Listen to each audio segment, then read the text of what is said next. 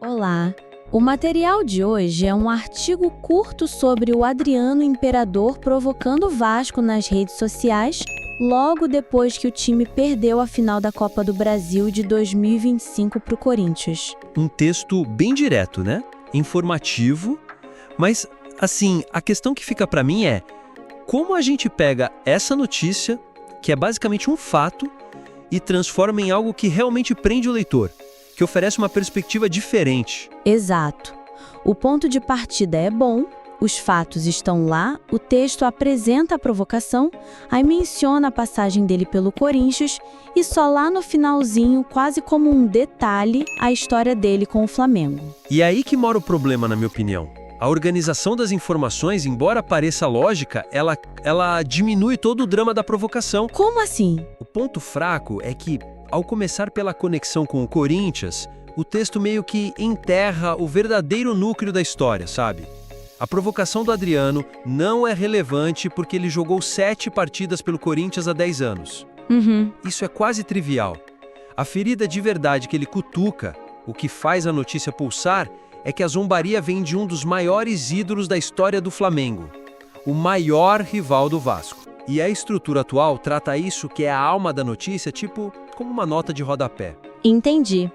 Mas, pensando de forma pragmática, o gatilho da postagem foi a vitória do Corinthians, né? Não seria mais correto, jornalisticamente falando, apresentar esse contexto imediato primeiro? Essa é uma excelente questão. Toca bem no centro da diferença entre o que é cronológico e o que é relevante. Certo. Sim, e título do Corinthians foi o pretexto, a desculpa perfeita. Mas não foi a motivação real, entende? A energia daquele post não vem de um suposto carinho do Adriano pelo Corinthians. Claro que não. Ela vem de décadas de rivalidade Vasco-Flamengo. E o bom jornalismo, para mim, tem que priorizar o que é mais significativo. E a significância aqui não está na causa e efeito superficial, mas na rivalidade cultural que o gesto representa. Faz todo sentido. A gente estaria priorizando um fato menor em detrimento do que realmente ressoa com o público. Exatamente. Por isso, a sugestão é reestruturar esse início, inverter a lógica para revelar o conflito principal de cara. Ok? Comece com a ação, como o texto já faz. Adriano Imperador provocou o Vasco, mas logo na frase seguinte, conecte direto ao ponto nevrálgico. O vídeo, publicado por um dos maiores ídolos da história do Flamengo, mostra o ex-atacante celebrando a derrota de seu rival histórico. Nossa, já muda completamente o peso da abertura. Totalmente. A peça se encaixa na hora para o leitor. E a informação do Corinthians? Onde ela entraria nessa nova estrutura? Ela entra logo depois, mas agora com o peso correto, o de contexto secundário. Algo do tipo: a provocação usou como pretexto o título do Corinthians, clube pelo qual o Imperador teve uma breve e pouco marcante passagem entre 2011 e 2012. Entendi. A notícia deixa de ser ex-jogador do Corinthians provoca o Vasco e vira ídolo do Flamengo, usa título do Corinthians para provocar o rival. Que é infinitamente mais poderoso e mais verdadeiro no fundo. Com certeza. Essa mudança na estrutura, na verdade, já redefine a história.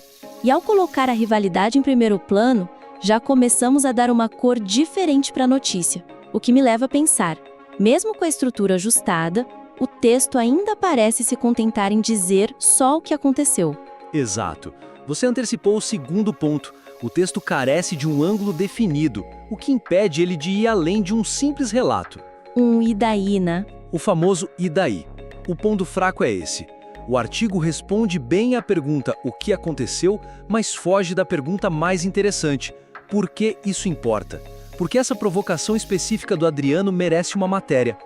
Sem um ângulo, a notícia vira um stories do Instagram. Desaparece em 24 horas. Então a sugestão seria encontrar um propósito maior para a matéria, uma tese talvez? É isso. A sugestão é escolher um ângulo editorial forte para enquadrar o evento. Transformar a notícia em uma análise, em algo que faz o leitor pensar. E assim, tem vários caminhos possíveis. Por exemplo, Um primeiro ângulo seria focar na personagem do Imperador. Explorar como esse ato se encaixa perfeitamente na persona pública dele. O anti-herói, o provocador autêntico que, mesmo aposentado, continua sendo uma figura central nas paixões do futebol carioca. Gosto disso. Mas como o texto faria isso sem parecer que está fazendo fofoca ou se afastando do jornalismo? Onde fica o limite? O segredo é conectar os atos dele a um contexto maior, o do futebol. Não é sobre o que o Adriano pensa, mas sobre o papel que ele ocupa no imaginário coletivo, sabe? O título poderia ser algo como Aposentado, mas nunca fora de jogo. Imperador reafirma seu lugar no folclore do futebol. Isso é análise cultural. Entendi. É usar o fato como um trampolim, certo? Qual seria uma segunda opção de ângulo?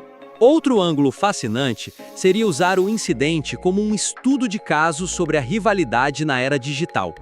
As redes sociais viraram um novo Maracanã para velhas batalhas. Sim, a matéria poderia explorar como ídolos do passado, tipo Adriano, agora têm uma linha direta, sem filtro, para provocar os rivais. A dinâmica da corneta mudou completamente. Não é mais uma declaração na zona mista. É um conteúdo direto, pessoal, viral. Uma abordagem mais moderna, quase sociológica.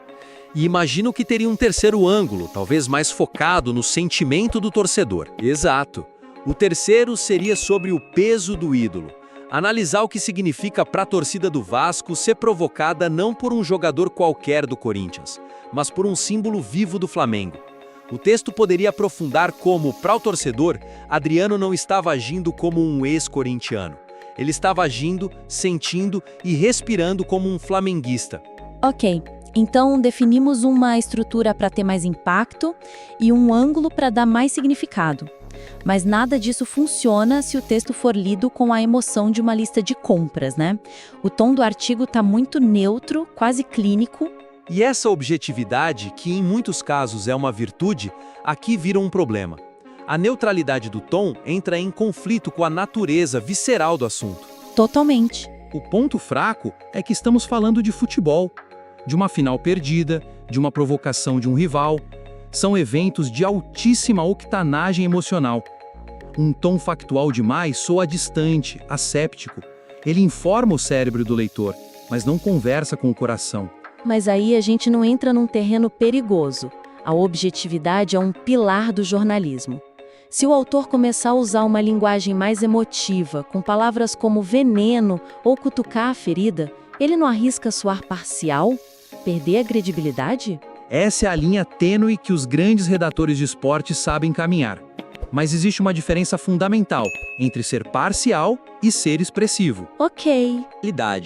Ser expressivo é escolher palavras que descrevam a realidade de forma mais precisa, incluindo a realidade emocional. A provocação do Adriano foi um ato de cutucar a ferida. Usar essa expressão não é opinião, é uma descrição mais fiel do que o verbo genérico provocar. A objetividade não pode ser desculpa para um texto sem vida. Entendi. Então a sugestão não é tomar um lado, mas sim usar uma linguagem que esteja à altura da temperatura do assunto? Exatamente. A sugestão é calibrar a linguagem para refletir o drama e a paixão do futebol. Por exemplo, se o texto for para um portal de notícias gerais, em vez de só provocou o Vasco, poderia ser algo como: com o título do Corinthians como desculpa, o imperador mirou seu alvo de sempre, o Vasco da Gama. Isso já dá uma camada de intenção, de história. E se o público fosse mais específico? Digamos um canal de notícias do Vasco. A abordagem mudaria? Com certeza. Para um público que já está emocionalmente investido, o texto pode ser mais empático. Em vez do clichê, o Cruz Maltino amargou o vice, poderia ser algo como: para a torcida vascaína, que ainda processava a dor da derrota no Maracanã, a noite ainda reservava uma dose de veneno vinda de um velho conhecido. Dose de veneno é forte, mas captura bem o sentimento. Captura com precisão. Não é ser parcial, é reconhecer a emoção que é parte central da notícia. É a diferença entre relatar o movimento e contar uma história que as pessoas sentem. Certo. Então, para recapitular e transformar este artigo, os passos seriam: primeiro, inverter a estrutura da informação, colocar a rivalidade Vasco-Flamengo de cara como coração da história. Exato, usando a passagem pelo Corinthians como o detalhe que ela é. Segundo, escolher e desenvolver um ângulo claro que responda ao e daí da notícia, seja a persona do Adriano, a era digital ou o peso simbólico do ídolo. Isso, para dar profundidade e um propósito para o texto ir além do fato. E por fim, abandonar o tom excessivamente neutro. Ajustar a escolha de palavras para que a linguagem reflita a carga emocional do evento, criando uma conexão real com o leitor. Perfeito. São 3 ajustes que juntos elevam muito material. Ele deixa de ser um registro de uma postagem e se torna uma peça de jornalismo esportivo mais sofisticada, com impacto e com significado.